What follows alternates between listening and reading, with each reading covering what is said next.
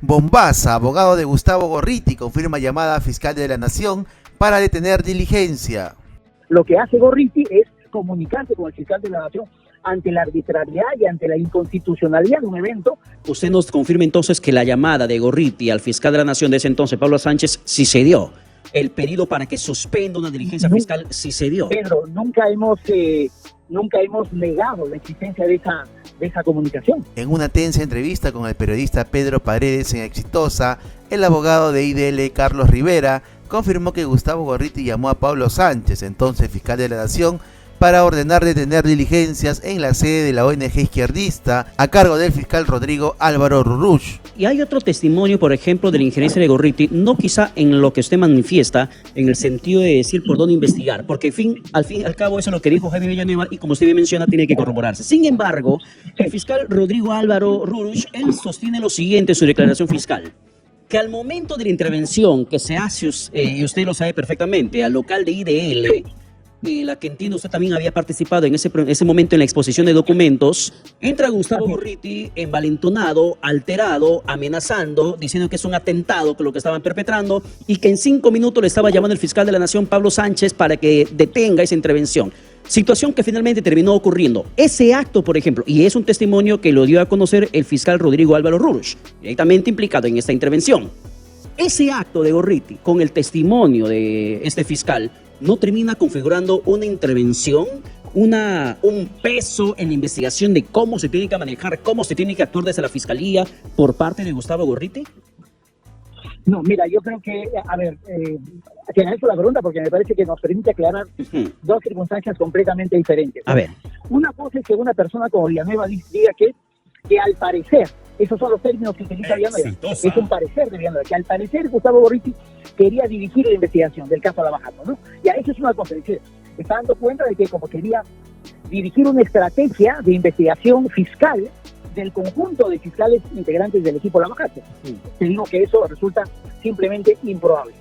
Y una cosa completamente diferente, me parece que es lo que efectivamente ocurrió, me parece que fue el 18 de julio del 2018 en el local del IDL, estuve efectivamente presente, llegué un poco tarde porque venía del centro de Lima, pero estuve presente. Eso me parece que no es la conducción de ningún acto de investigación, simplemente es un reclamo de un ciudadano ante un acto absolutamente arbitrario que después se acreditó que tenía como objetivo la incautación de material periodístico, un hecho vedado, prohibido en cualquier parte del mundo. Lo que hace Gorriti es comunicarse con el fiscal de la Nación ante la arbitrariedad y ante la inconstitucionalidad de un evento dirigido por un fiscal, ¿no es cierto?, que cuando se le exigió exactamente qué cosa era lo que tenía que hacer, Rurush nunca dio razón, ¿no es cierto? Y Rurush, ante esa evidencia, suspende la diligencia, ¿no es cierto? Y minutos después tiene la llamada del entonces fiscal de la Nación, Pablo Sánchez. Entonces usted nos confirma que la llamada, pero doctor Rivera, entonces, claro, pero usted nos confirma entonces que la llamada de Gorriti al fiscal de la Nación de ese entonces, Pablo Sánchez, sí se dio. El pedido para que suspenda una diligencia fiscal sí se dio. Pedro, nunca hemos negado la existencia de esa comunicación. O sea, siempre hemos señalado que esa comunicación existió. Me parece que inclusive hay un registro fílmico de la comunicación y por lo tanto eso nunca se ha pretendido siquiera negar. Y ahí caemos, claro, doctor Rivera, pero ahí caemos en una circunstancia que usted nos ha graficado hace unos instantes, o que me ha puesto también un contexto de presión de periodista a una investigación fiscal. ¿Qué periodista podría dirigir una investigación fiscal? La verdad que, al menos que te llames Gorriti, capaz puedes llamar al fiscal de la Nación para que pare una diligencia. Porque si hay una acción fiscal que es irregular, existe, usted sabe como abogado, los procedimientos correspondientes para denunciar esa irregularidad. Pero llamarle al fiscal de la Nación a decir, corta la diligencia, para la diligencia, y que el fiscal, cual perrito faldero, obedece y llama a su fiscal y lo emplaza y le dice o atente a las consecuencias, ¿eso no es tener poder sobre la fiscalía? Mira, tengo conocimiento que el doctor Pablo Sánchez ha negado los términos de esa comunicación. Quien conozca a Pablo Sánchez sabe perfectamente que no es de utilizar. Pero usted nos acaba de decir que pero doctor Rivera, indistintamente, sí, ya, indistintamente de los términos usados por Pablo Sánchez, de atente a las consecuencias o no sé, ¿qué le pudo haber? Indistintamente, la llamada se dio y el acatamiento a la orden de Gorriti se dio. O sea, Gorriti le pidió y Pablo Sánchez obedeció y cortó la diligencia. Y usted como abogado sabe que no es el procedimiento correcto para poder parar una diligencia. Usted sabe perfectamente Mira, eso, doctor Rivera. Una cosa es, Pedro, permíteme responderte.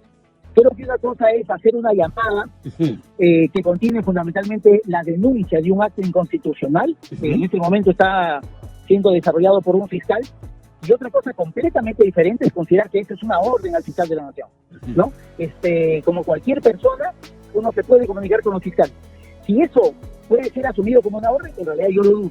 Gorriti no tiene ningún poder de ordenar al fiscal y menos al fiscal de la Nación. Una cosa distinta es de que un ciudadano le esté dando cuenta a un fiscal de la existencia de un acto abiertamente inconstitucional. Pero doctor Rivera, en esas circunstancias ustedes pudieron haber continuado con la diligencia y luego pedir alguna medida sobre el fiscal que estaba en ese momento llevando adelante la acción. Para eso existía en ese entonces existía el órgano de control interno del Ministerio Público, ahora es la Autoridad Nacional de Control, pero en ese entonces existía el órgano del control interno del Ministerio Público donde pudo haberse denunciado al fiscal, pero no lo hicieron.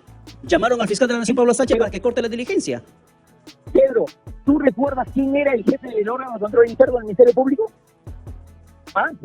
Bueno, era el señor Víctor Raúl Rodríguez Montesa, involucrado por el caso Cuello Blanco, que luego fue destituido por la Junta Nacional de Fiscales. O sea, vamos a llamar a uno de los implicados en el caso para que advertirle las cosas que están haciendo la gente subordinada a él. Digamos, creo que tampoco hay que actuar con cierta ingenuidad. Me parece que en ese momento se actúa en protección de un mandato constitucional que es el resguardo de las fuentes de información.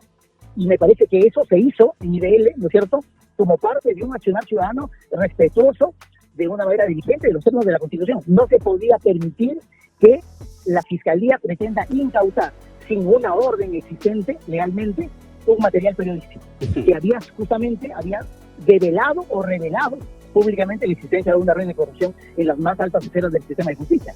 Esas son las circunstancias, digamos. No es que acá hay una orden de Gorriti sobre el fiscal de la Nación, sino hay un hecho abiertamente institucional frente al cual se reaccionó. Es absolutamente diferente a lo que dice Villanueva. Villanueva dice, oye, ¿sabes qué? Creo que al parecer Gorriti quería dirigir la investigación. Bueno, tendría que decir, ¿dirigir qué carpeta de las cerca de 150 o 170 carpetas que existen en el equipo especial? Por otro lado, el abogado de Fuerza Popular, Cristian Salas, le respondió contundentemente a Carlos Rivera, quien manifestó que la denuncia hecha por este partido contra Gorriti, José Domingo Pérez y Bela Barba sería un mamarracho. Ya hemos podido revisar la denuncia presentada por Fuerza Popular y firmada por el abogado Cristian Salas, que es un abogado con cierto reconocimiento, haya firmado un tremendo mamarracho de documento que no tiene ni pies ni cabeza y que creo que solamente busca conseguir un objetivo, que es decir, miran, los fiscales que nos investigan y el periodista que reveló las informaciones sobre el caso Lava Jato están tan embarrados como nosotros. Responderme cuando me decías cómo tomamos la denuncia, en realidad con tranquilidad, porque creo que es un disparate que no va a tener mayor prosperidad en el sistema de justicia. Sí, bueno, respondo a lo que mi colega, el doctor Rivera, ha señalado. Primero, ellos se pueden sentir lo más indignados posible. Ese no es nuestro problema. Han habido muchos casos de delincuentes y corruptos que con el tiempo se ha determinado su responsabilidad, que cuando se enteraban de la denuncia contra ellos se indignaban. Así que hay que tener cuidado con repetir esa misma historia. Aquí, cuando hay una denuncia contra una persona, uno no tiene que indignarse, uno tiene que someterse a la acción de la justicia y someterse a las investigaciones si es que nada teme. Punto. Segundo, respecto a que esto es un mamarracho, es muy importante hacer la precisión que lo que nosotros estamos haciendo es recoger la versión del señor Jaime Villanueva. Si para el señor Rivera o para IDL esto es un mamarracho, tendría que ser también un mamarracho cuando el señor Jaime Villanueva declaró contra Patricia Benavides. ¿No es cierto? O sea, hay un doble rasero aquí que creo que la sociedad tiene que entender. Cuando el señor Villanueva dice algo sobre Patricia Benavides, la fiscal de la Nación, es totalmente cierto y es verdad. Cuando el señor Villanueva dice algo contra IDL, Gorriti, Pablo Sánchez, Vela, José Domingo Pérez, no, es un mamarracho. No hay que creerlo. Bueno, ese es un doble rasero. Y tercero, en este caso, repito, no buscamos ensuciar el inicio del juicio del caso Cocteles. Este es un trámite independiente y que se tiene que desarrollar. Ese juicio va a demorar 3 años aproximadamente. Así que eso va a seguir su trámite. Nosotros es decir, si es que cambian a José Domingo Pérez, si cambian a José Domingo Pérez, hay otros fiscales en el equipo que pueden encabezar o sustituir a José Domingo Pérez.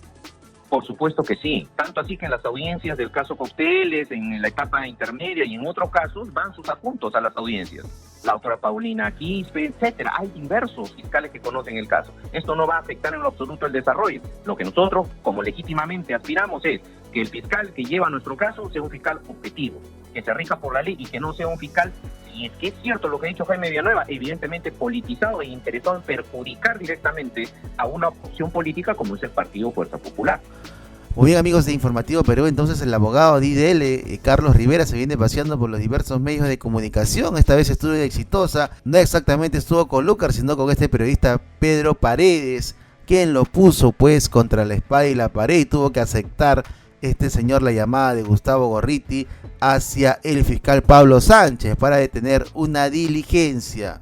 Muy bien, déjanos tus comentarios, comparte este video y por supuesto suscríbete a nuestro canal Informativo Perú y activa la campanita para que YouTube te notifique cada vez que estamos subiendo un video.